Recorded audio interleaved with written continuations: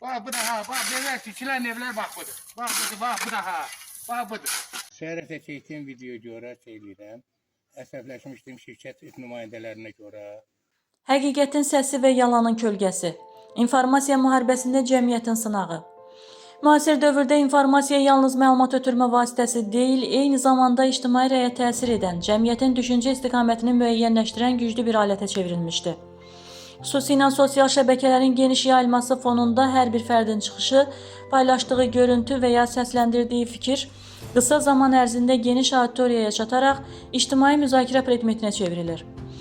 Lakin bu sürətli informasiya axını içərisində həqiqətlə yalanın sərhədləri bəzən bilərəkdən qarışdırılır və bu da cəmiyyət üçün ciddi təhlükələr yaradır.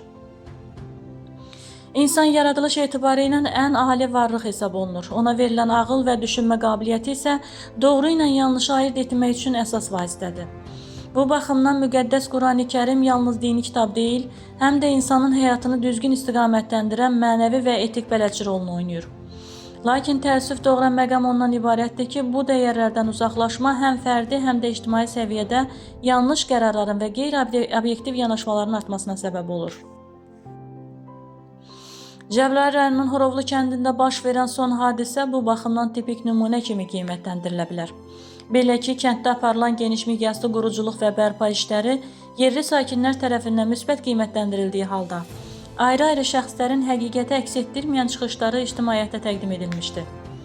Xüsusilə Kəmal Quliyev adlı şəxsin əvvəlcə səsləndirdiyi iddialar, daha sonra isə təksib xarakterli çıxışı göstərir ki, informasiya bəzən qeyri-obyektiv və emosional vəziyyətdə təqdim olunur.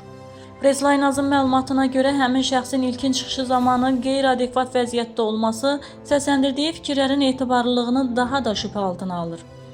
Bu isə onu göstərir ki, bəzi hallarda fərdi məsuliyyətsizlik daha geniş miqyaslı dezinformasiya dalğasına səbəb ola bilir. Belə hallar yalnız bir şəxsin reputasiyasına deyil, ümumilikdə görülən işlərin ictimai qiymətləndirilməsinə mənfi təsir göstərir. Digər tərəfdən bu cür hadisələrin sürətlə sosial şəbəkələrdə yayılması və bəzi qruplar tərəfindən məqsədli şəkildə tirajlanması informasiya müharibəsinin elementlərini açıq şəkildə nümayiş etdirir. Burada əsas məqsəd obyektiv reallığı təqdim etmək deyil, əksinə müsbət inkişaf proseslərini kölgə altına almaq, ictimai inamı sarsıtmaqdır. Bu isə artıq fərdi məsələ olmaqdan çıxaraq siyasi və ideoloji müstəviyə keçir.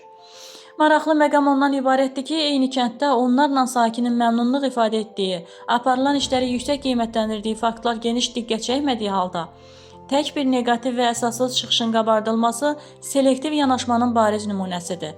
Bu yanaşma isə göstərir ki, bəzi dairələr üçün həqiqət deyil, manipulyasiya daha önəmlidir. Azərbaycanın son illərdə həyata keçirdiyi quruculuq və bərpa siyasəti, xüsusilə işğaldan azad olunmuş ərazilərdə aparılan işlər dövlətin strateji prioritetlərinin əsasını təşkil edir. Bu siyasətin nəticələri artıq konkret yaşayış məntəqələrində, o cümlədən Horovlu kəndində özünü aydın şəkildə göstərməkdədir. Lakin bu inkişafı qəbul etməyən və ya müxtəlif səbəblərdən buna qarşı çıxan qüvvələrin mövcudluğu da danılmaz faktdır. Belə bir şəraitdə cəmiyyətin üzərinə düşən əsas vəzifə informasiya mənbələrinə tənqidi yanaşmaq, yayılan hər bir məlumatı analiz etmək və emosional deyil, rasional qərarlar verməkdir. Çünki həqiqət yalnız görmək istəyənlər üçün deyil, onu axtaranlar üçün aşkar olur.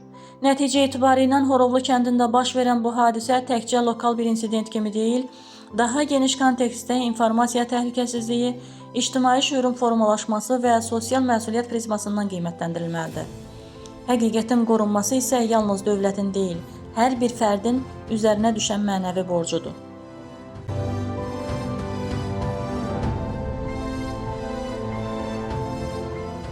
Şəhərətə çəkdiyim videoya görə edirəm.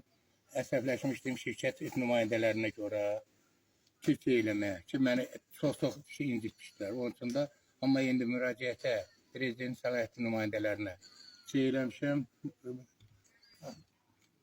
Müraciət elədim, gəldilər, tapşırığını da verdilər və səhərə mənim bu işlərimin hamısını yerinə yetirəcəklər. Heç bir problem yoxdur. Onlara görə də mən əsəbləşmişdim deyin, onun üçün də mən prezidentimizə də, onun ölkəmizə də mən özlərin təşəkkürünü bildirirəm ki, elədi. Amma çox da güman ki, eləyərsiniz. Deyirsiniz ki, güya ki, bunu kimsə təzyiq edir. Mən 67 yaşım var, heç kimin nə təzyiqinə baxıram, nə bir şey eləyirəm. Gəl bəri, ver. Deyək ya, buralarda uca başlarlar, gəl ki, eləyəcəklər. Səhərdən xüsusi nümayəndəlik tapşırıb, öz göstərişini verdi, gəldilər, sağ olsunlar. Həmən şirkətə də, şirkətin nümayəndələrini də çağırdılar bura, başladılar mənim işlərimi eləməyə, yerinə yetirməyə. Mən heç kimdən də nə şikayətim var, nə bir şeyim var, heç birindən də, heç kim də eləməyib. İntihası heç o başqa o video şeylər var ya, media qurumlar. Onlar yalandan özlərindən haqqa çağırtmasınlar. Mən öz əsəfləşdiyimə görə də bu işi görmüşdüm.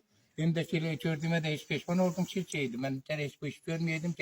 Xüsusi nümayəndəliyim mən eləsəydim, müraciət eləsəydim, yenə də heç bir işdə olmazdı. Çox sağ olsunlar, hamısı da gəldilər, mənim işimdə həll elədilər. Tapşırım verdilər, indi də başlayırlar işləməyə. Tezdən də başlayırlar işləməyə. O media qurumlarda ki, çox səhv eləyirlər ki, mənim eləyirlər, paylanış eləyirlər. Mən onlara müraciət eləmişdim ki, media qurumlarına ki, mən gəlsinlər, işlərimi görsünlər. Yox. Ona görə də xahiş edirəm, heç kim də mənim işlərimə qarışmasın, heç kim də işlərindən məşğul olmasınlar. Mən öz işimi bilirəm, öz işimi də görürəm. İndi onu da elədiyimə də biraz peşman oldum. Mən şeylər həmən ofisin adamlar gəlib əsəbləşdirmişdi. Burada brigadir, bir proraf da yazdı. Onlar eləmişdi. Ona görə də üzərə hesab edeyim. Mən də heç kim də hallandırmasın, heç kim də eləməsin ki, deməsin ki, budur, odur. Çox sağ olsun. Prezidentimiz də, ölkəmiz də, onlar yerli nümayəndələr də sağ olsunlar. Bəlkə bu qədər. Xahiş edirəm, heç kim mənim işlərimə qarışmasın, heç kim də mənim sözümü orada burada da yaymasınlar. Sağ olun.